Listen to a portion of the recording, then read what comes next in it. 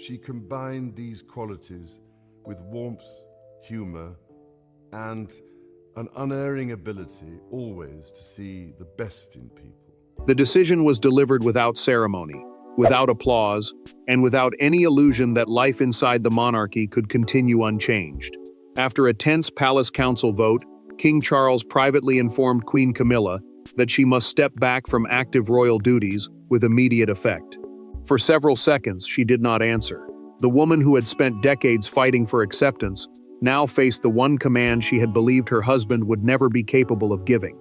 Before we go deeper into what this really means for the royal family, make sure to subscribe so you don't miss a single update. Charles read the recommendation twice in his private study, then pressed one hand against the page as though holding it down could delay the damage. The Palace Council, an advisory group of senior officials and family members, had not proposed a temporary diary change. It had demanded that Camilla withdraw indefinitely from public engagements, ceremonial leadership, charity representation, and internal planning meetings. The majority believed repeated disputes were weakening discipline, unsettling royals, and placing public confidence at risk. The king understood why that mattered. Once the household appeared divided, each appearance and decision could become evidence of a monarchy losing control. Camilla waited beside the fireplace when he entered the sitting room. Charles did not soften the words. "The council has voted, and I have accepted its advice." She understood at once. Her husband had chosen the institution over the position she had spent decades defending. Yet the queen consort did not shout. She removed her glasses, folded them, and asked whether William had already been told. The question landed harder than anger, because it exposed the source she feared most. In her mind, the future king had not merely received the decision, he had helped create the pressure behind it. Charles refused to retreat. When she asked whether he would challenge the vote, the monarch told her the recommendation carried support from constitutional advisors, senior household officials, and several relatives who had once defended her. Camilla reached toward a folder containing her engagements, but he moved it beyond her hand. That small gesture ended every illusion. Her calendar no longer belonged to her. Her charities, ceremonies, and meetings would now continue without her presence. The silence that followed concealed something darker. This vote had not begun with one argument or one wounded relationship.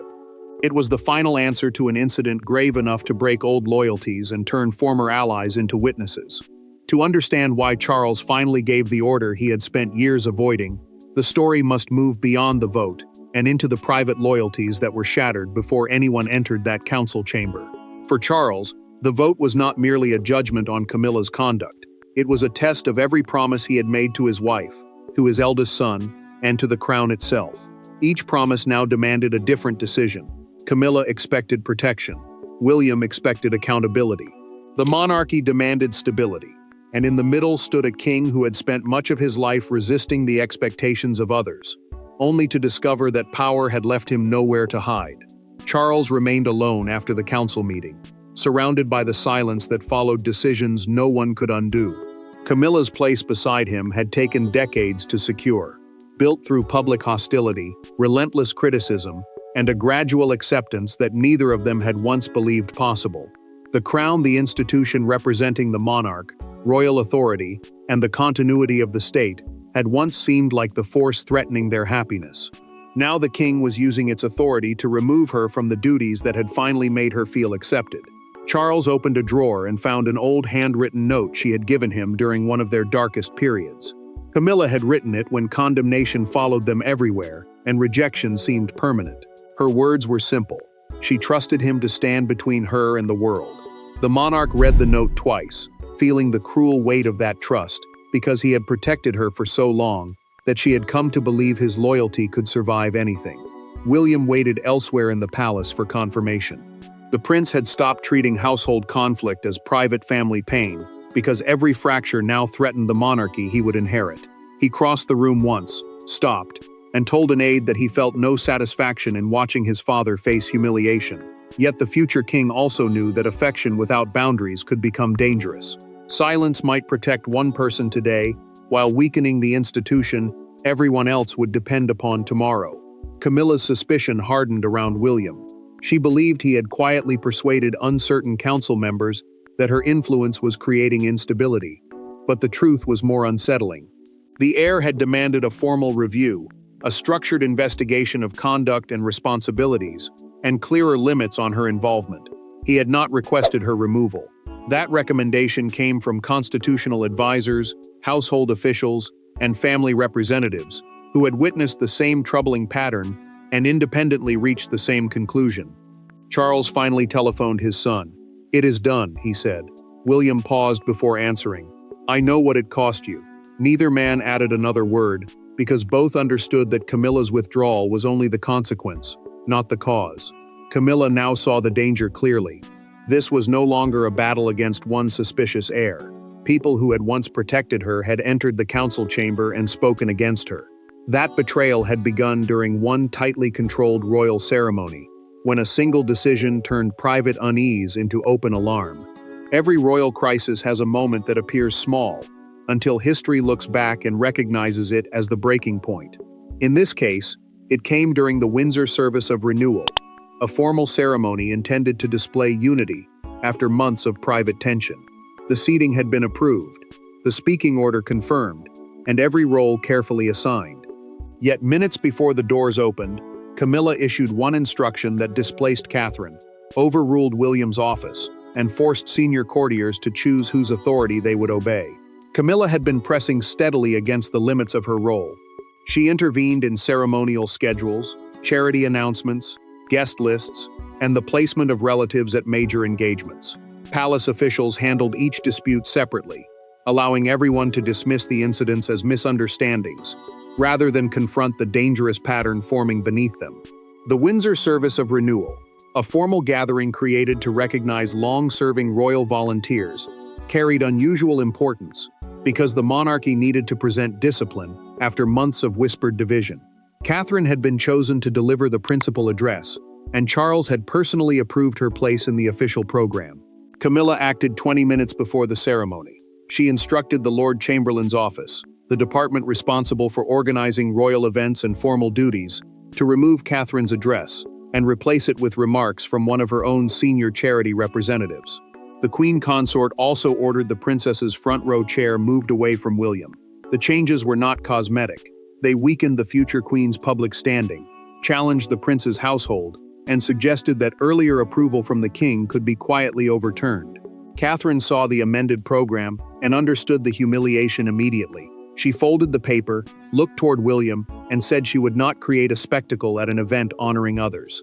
Her restraint protected the ceremony, but it also sharpened his anger. The future king entered a private antechamber and asked Camilla whether the instruction had come from Charles. She replied that she had acted to protect the balance of the occasion. William heard the truth beneath the careful phrase. His father had authorized nothing. One courtier finally refused. The deputy master of ceremonies restored Catherine's name and returned her chair to its approved position. That decision marked the first open rejection of a direct order from the Queen Consort.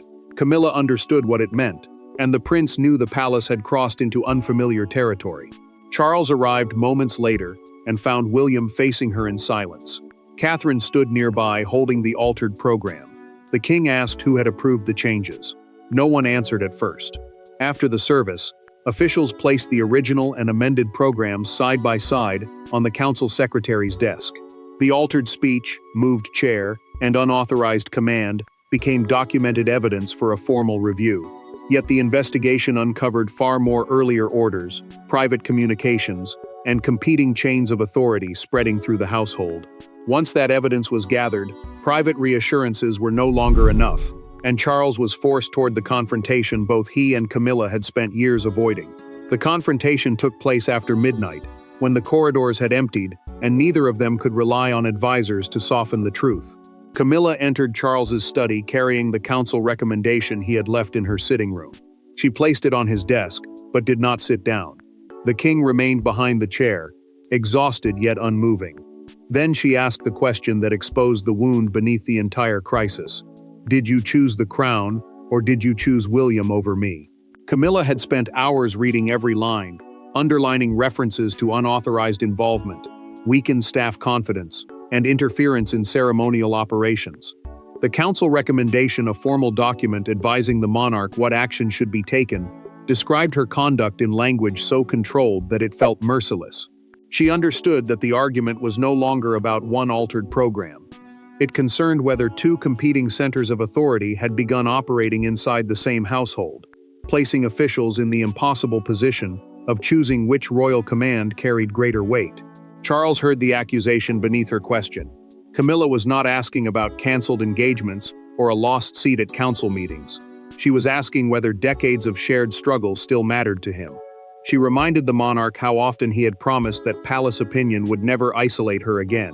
Her voice remained low, but her hands tightened around the document as she called the vote an organized removal, disguised as responsible governance. Charles refused to hide behind reassurance. He told her that protecting his wife could not mean tolerating a separate command structure inside the monarchy. Loyalty, he said, did not erase his responsibility to every official serving beneath the crown. Camilla stepped closer and demanded to know whether he truly believed she had intended to humiliate Catherine. The king looked directly at her. "I believe you knew the order was not yours to give." Camilla flinched, then revealed what she believed could still defend her. Senior figures had repeatedly approached her because Charles's office moved too slowly, she insisted. They had asked for decisions, welcomed her intervention, and benefited from the speed of her answers. Now some of those same officials were condemning her to protect themselves. Charles already knew their names. The council had collected correspondence showing exactly who had enabled the competing chain of command. Several officials had been reassigned before this conversation began, proving the judgment reached far beyond one marriage. Camilla could no longer describe the crisis as William's private campaign. Charles removed her council access card from the folder and locked it inside his desk. Camilla watched the key turn, then pressed her wedding ring hand against the wood to steady herself. She left convinced that the future king had defeated her. Yet behind that locked drawer stood machinery stronger than rivalry or affection, and its members were about to reveal why the monarch had possessed so little room to resist. No single person removed Camilla from active duty. That was what made the decision impossible to dismiss as revenge. Around the council table sat representatives of the household, constitutional advisors, senior family offices, and officials responsible for protecting the monarchy's public integrity. Some had served Charles for decades. Others had once defended Camilla when criticism was at its harshest. Their verdict became devastating precisely because it came from people who understood how much the king had already sacrificed for her. Charles understood the limits of the body gathered before him. The palace council could not change the line of succession, the legal order determining who inherits the throne, or dissolve a royal marriage. It could, however, advise the sovereign on duties, staffing, access, public representation, and dangers to institutional stability. That authority mattered because conflicting instructions had begun reaching employees from different royal offices. Staff no longer knew whose approval was final, while every public mistake threatened to expose the disorder hidden behind palace doors. Sir Jonathan Vale entered carrying a sealed folder. The senior household advisor had defended Camilla through previous controversies, often arguing that criticism of her had been exaggerated or unfair. Yet he struggled before placing the evidence in front of the king. Inside were altered guest lists, competing instructions, charity announcements released without final approval, and repeated attempts to reposition Catherine during important engagements. Jonathan had once protected the queen consort from hostility. Now he believed protecting her influence would endanger the structure he had sworn to serve. Charles made one final appeal. He asked whether stronger supervision could correct the problem without forcing his wife to withdraw. Sir Jonathan did not avoid his gaze. He explained that supervision had already been introduced, warnings had already been delivered, and limits had already been quietly ignored. Another advisor removed his glasses and admitted that no recommendation had caused him greater discomfort. But allowing blurred authority to continue, he warned, would eventually weaken both the monarch and the woman the monarch was trying to shield. Silence controlled the vote. Each council member placed a marked card into a narrow wooden box, while Charles remained at the head of the table. The secretary unfolded the ballots one at a time. Immediate withdrawal from duties, removal from operational meetings, reassignment of scheduled engagements. Only 2 members supported a lesser restriction. Charles looked at the final resolution. The overwhelming result destroyed any possibility that he could call the decision personal revenge or temporary panic. When the secretary asked whether he accepted the recommendation, the king signed beneath it without requesting delay. "The responsibility is mine," he said. The consequences began before Camilla understood their full reach. Staff received instructions to remove her name from programs, transfer patronages, cancel access permissions, and seal offices she expected to enter the next morning. The vote had lasted less than an hour, but before dawn, the palace no longer moved at her command. By sunrise, the decision had become visible. A private secretary arrived carrying a revised calendar. A footman removed briefing folders from Camilla's desk. Calls that once came directly to her office were redirected elsewhere. Nothing was done cruelly, and that made the moment harder to resist. The palace did not erupt around her. It simply reorganized itself. Within hours, the queen remained inside the same walls, surrounded by the same portraits and uniforms, yet stripped of the daily signals that had confirmed her authority. Camilla entered her office and stopped. Personal letters and family photographs remained, but the red briefing boxes had vanished, leaving pale marks where they had rested each morning. Those boxes, the locked cases used to carry official papers to senior royals, had once connected her to the daily machinery of the monarchy. Their absence confirmed the restrictions were complete. She retained her title and private residence, but could no longer direct household departments, attend strategic council sessions, or represent the crown without specific approval. Margaret Ellis stood beside the desk, struggling to keep her voice steady. The senior private secretary explained that the office would be reduced, and several employees reassigned. Camilla thanked her for years of loyalty, then turned before the aide could see her eyes fill. Margaret had defended the queen consort through public criticism and private disputes. Now she could offer neither reassurance nor resistance. The institution had spoken, and even devotion had been given new limits. Camilla tried once more to summon the life she had lost. She asked for her car to be prepared for the hospital visit. Margaret lowered her eyes and said Sophie had already departed.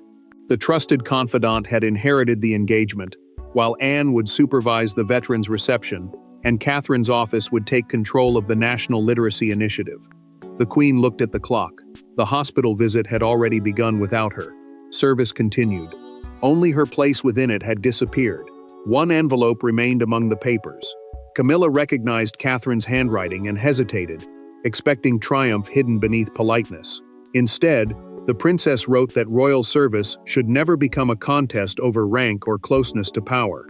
She expressed no satisfaction and hoped the pause would prevent deeper damage to the family. The words offered dignity, but they also removed the enemy Camilla needed Catherine to be. Charles watched from across the courtyard as his wife stood alone beside the window.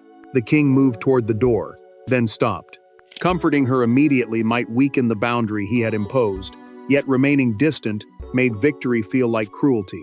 Camilla did not answer Catherine or call William. She sent one message asking Charles to meet her that evening, without advisors, secretaries, or council papers. For the first time since the vote, she was not preparing to defend her authority. She was preparing to discover whether anything remained between them once the crown was removed from the room. They met in a small private drawing room where no state papers were kept, and no portraits of past monarchs watched from the walls. Charles arrived first and dismissed the final attendant. Camilla entered without jewelry, folders, or the carefully arranged confidence she carried at official events. For once, neither spoke as king nor queen. They sat opposite each other as two people who had survived scandal, judgment, and years of waiting, only to discover that the greatest threat to their bond had come from power itself. Camilla had requested this meeting without aides, prepared statements, or any council resolution between them. She wanted to speak as his wife, not as the queen consort, the title given to the monarch's spouse, without granting equal ruling authority. Charles understood the difference, but he also entered with one boundary already fixed. Her withdrawal would remain. She seemed to know it too. Another demand for reinstatement would only strengthen the council's belief that she still could not separate personal security from royal control. Camilla spoke first. She admitted that authority had slowly become more than responsibility. After years of being treated as an outsider, every speech, chair, program, and invitation had started to feel like proof that she could never again be pushed aside. Losing control of those details felt like losing the acceptance she had fought to earn. The queen finally saw what others had seen sooner. Her fear of exclusion had driven her to protect her place so fiercely that she had begun displacing other people. Charles did not defend himself. He admitted that his instinct to shield her had created part of the crisis. Each time a smaller boundary was crossed, the king had chosen reassurance over correction, because he feared reopening old wounds. Yet every avoided conversation allowed frustration to deepen among William, Catherine, and the household officials, forced to obey conflicting commands. By trying to prevent a painful confrontation, he had allowed the final response to become far harsher. Camilla removed her leather engagement diary and placed it between them. She pushed it toward Charles, surrendering the symbol of the duties that had structured her days. He did not take it. After a long silence, the monarch covered her hand with his instead. Camilla asked whether the vote had changed how he saw her. Charles answered that it had changed her role, not their history. Their marriage remained, but trust would now have to be rebuilt without privilege protecting either of them from consequence. Camilla agreed not to challenge the withdrawal, reclaim reassigned engagements, or encourage allies to campaign for her return. She then requested Catherine's letter and wrote a brief reply admitting that the Windsor intervention had crossed a boundary. It was not reconciliation, but it was responsibility. Charles authorized the palace statement before leaving. By morning, their private confession would become a public reckoning, and millions would decide whether they saw humility, defeat, or the fall of a queen who had spent decades fighting to reach the center of royal life. At exactly 7 o'clock, the palace statement appeared without warning. It described Camilla's withdrawal as an agreed period of reduced duty, following an internal review. Yet the language could not conceal the scale of what had happened. Within minutes, broadcasters abandoned scheduled programs. Newspaper editors cleared their front pages, and crowds began gathering outside Buckingham Palace. The private vote had become a national reckoning over loyalty, authority, marriage, and whether the crown had finally placed institutional discipline above personal protection. Charles continued with his full constitutional program, while his wife disappeared from the official calendar. That program, the monarch's schedule of state meetings, ceremonies, and duties required by his public role, could not pause for private grief. The palace confirmed that Camilla would leave public engagements and internal planning responsibilities, but offered no detailed explanation of the conduct behind the review. That restraint was intended to protect the family. Instead, it created an empty space into which every theory rushed. The public divided almost immediately. Some praised the king for proving that rank could not protect anyone from accountability. Others saw the withdrawal as a public humiliation of a woman whose acceptance had taken decades to secure. The fictional London Herald captured the shock in its evening edition. Beneath a photograph of the Queen consort leaving Windsor, one sentence dominated the page: "The king chooses the crown." Near the Victoria Memorial, people lifted copies above the crowd as though the headline itself had delivered a verdict.